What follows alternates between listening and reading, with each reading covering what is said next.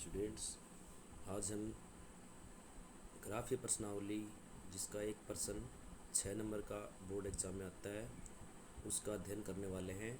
तो उस टॉपिक है दिए गए समीकरण निकाय को ग्राफीय विधि से हल करना। एक क्वेश्चन लेते हैं कि दिए गए समीकरण निकाय को ग्राफीय विधि से हल कीजिए। और क्वेश्चन है 5x + 3y = 11 and 2x - 5y = -8। ये अपना क्वेश्चन है। तो सबसे पहले कैसे हल करेंगे, जैसे अपने कक्षा में भी पढ़ा था कि 5x + 3y = 11। इसमें से दोनों चर हैं x और y, इनमें से जो पॉजिटिव साइन का है उसको हम लेफ्ट हैंड साइड में लेते हैं। चूँकि हमारे पास दोनों ही यहाँ पॉजिटिव हैं तो मैंने 5x को ले लिया। 5x = 11 - 3y, यानी 3y जो था राइट हैंड साइड में चला गया और साइन चेंज हो गया है। इसके बाद देखो यहाँ पर x के साथ 5 था तो यहाँ पर अपने को सिर्फ x का आंसर निकालना। x = 11 - 3y और जो 5 था वो अपॉन में चला गया। इसको अपन समीकरण नंबर 1 दे देंगे। अब अपन लिखेंगे कि समीकरण 1 में आगे की तरफ सर राइट हैंड साइड में कौन है, y है, तो y की वैल्यू 0 पुट करते हुए सबसे पहले 0 पुट करेंगे। यदि 0 पुट करने से 11/5 आता है जो कि अपने पास पूर्ण संख्या नहीं है, उसके लिए क्या करेंगे, फिर y = 1 रख के देखेंगे। उसके बाद भी 1 रखने से भी 11 - 3 यानी 8/5 आता है, पूर्ण संख्या नहीं है। तो अब y = 2 रखेंगे तो y = 2 रखने से 11 - 3 × 2 यानी 11 - 6 यानी x = 5/5 यानी x = 1 प्राप्त होता है। तो अपने को वही वैल्यू रखनी है, फेयर कॉपी में वही लिखना है जिससे कि वैल्यू पूरी प्राप्त होती है। उसके बाद देखो अपने नया तरीका खोजा था कि आपको अब बार बार ट्राई नहीं करनी है। आप y बराबर जो पहले वैल्यू रखी थी 2 और अपॉन में क्या है उसके 5, तो 2 + 5 = 7 रख दो। 7 रखने से आपके पास 11 - 21/5 यानी -10/5 यानी -2 यानी आपको एक पूर्ण संख्या प्राप्त होगी। इसी प्रकार y बराबर 2 और जो अपॉन में था आपकी बार उससे माइनस कर दो, यानी आपको 5 में से 2 माइनस नहीं करना, पहले जो रखा था वो पहले रखो। 2 - 5 = -3 रखने पर यहाँ पर भी वैल्यू देखो, यहाँ का माइनस का साइन डबल आ जाएगा तो यहाँ प्लस का साइन हो जाएगा, ये ध्यान रखने की वाली बात है। तो x = 11 + 9/5 और x = 20/5 और x = 4। तो ये अपने पास इसकी तीनों वैल्यू प्राप्त हो गई हैं। अब इन तीनों को अपने एक साथ सारणी में रख देंगे। x y, x की वैल्यू जब y की वैल्यू 2 रखी थी तो x की वैल्यू 1 प्राप्त हुई थी, y की 7 रखी, x की -2 प्राप्त हुई, y की -3 रखी, x की वैल्यू 4 प्राप्त हुई। इसी प्रकार अब दूसरा समीकरण जो है अपने पास 2x - 5 = -8, इसको ले लेंगे। यहाँ पर जो से पहले वाले समीकरण में अपने पढ़ा था कि दोनों चरों में से जो पॉजिटिव है उसको रखेंगे, तो 2x को रख लिया इक्वल टू, अब 5y इधर ले जाएंगे, किसका हो जाएगा, प्लस का हो जाएगा। तो मैंने प्लस वाली वैल्यू पहले रख दिया। 5y -8 वहाँ था ही तो माइनस का ही है, 5y - 8। x = 2 है वो अपॉन में चला गया, इसको समीकरण नंबर 2 दे देंगे। समीकरण 2 में y बराबर 0 रखेंगे। 0 रखते ही देखो -8/2 प्राप्त होता है, तो यानी -4 प्राप्त होता है। तो यहाँ पर देखो 0 रखने से ही सबसे पहली बार में ही आंसर प्राप्त हो गया है। अब अपने वापिस वो 0 में 2 प्लस करेंगे तो 5 × 2 -8/2 तो x वैल्यू हो गया 10 - 2 यानी 2/2 यानी x = 1।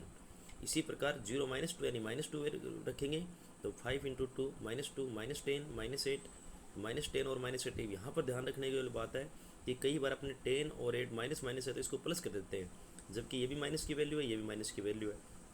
तो दोनों माइनस की वैल्यू मिला करके -18 हो गई। -80/2 यानी -9 प्राप्त हो गया। अब अपने पास इसकी भी अपनी सारणी बना लेंगे। जब y की वैल्यू 0 थी, x की वैल्यू -4 थी, y की वैल्यू 2 थी, x की वैल्यू 1 थी और y की वैल्यू -2 थी, x की वैल्यू -9 थी।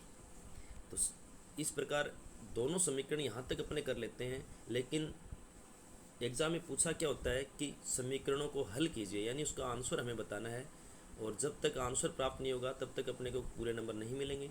तो दोनों सारणियों में से संभवतः क्या होता है कि जब दोनों सारणियाँ आप बनाते हो तो दोनों सारणियों में जो वैल्यू सेम होती है वह वैल्यू अपनी क्या बन जाती है, समीकरण का हल बन जाती है। तो देखो यहाँ पर देखो 1 और 2, x = 1 और y = 2 उस पहले वाले सारणी में भी था और इस सारणी में भी है, तो दोनों से x = 1 और y = 2 अपने समीकरण का हल हो गया, ये आंसर हो गया।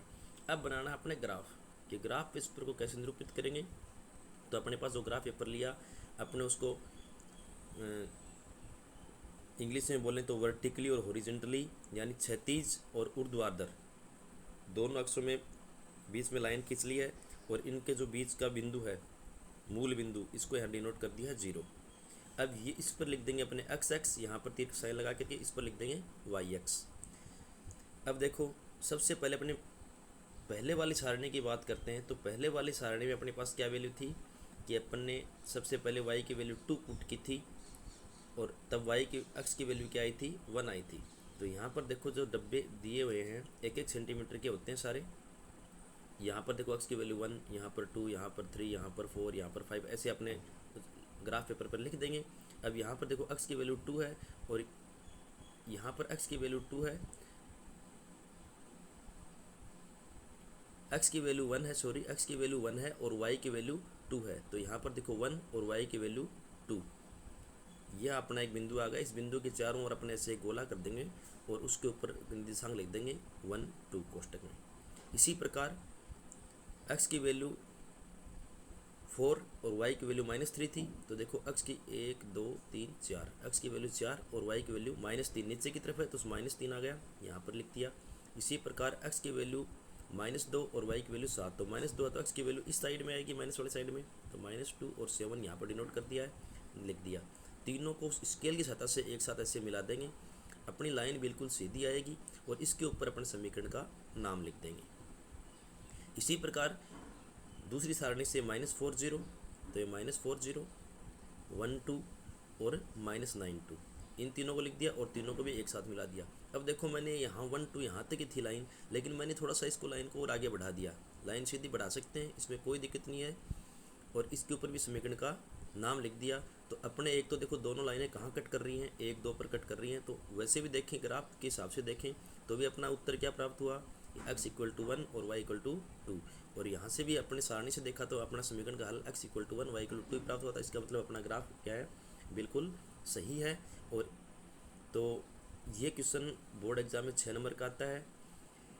चूँकि एग्ज़ाम अभी आज की न्यूज़ के अनुसार जून में शुरू होने वाली हैं, इसलिए दोबारा आपने पूरी तरीके से इस पर ध्यान दीजिए और अधिक से अधिक नंबर प्राप्त करने की कोशिश कीजिए। क्योंकि पिछले दिनों में आप जो भूल चुके हैं, स्माइल प्रोग्राम के माध्यम से भी आप लगातार पढ़ रहे हैं, लेकिन फिर भी आप जो टॉपिक्स आपको बार बार बताए गए हैं उनको दोबारा रिपीट कीजिए। धन्यवाद।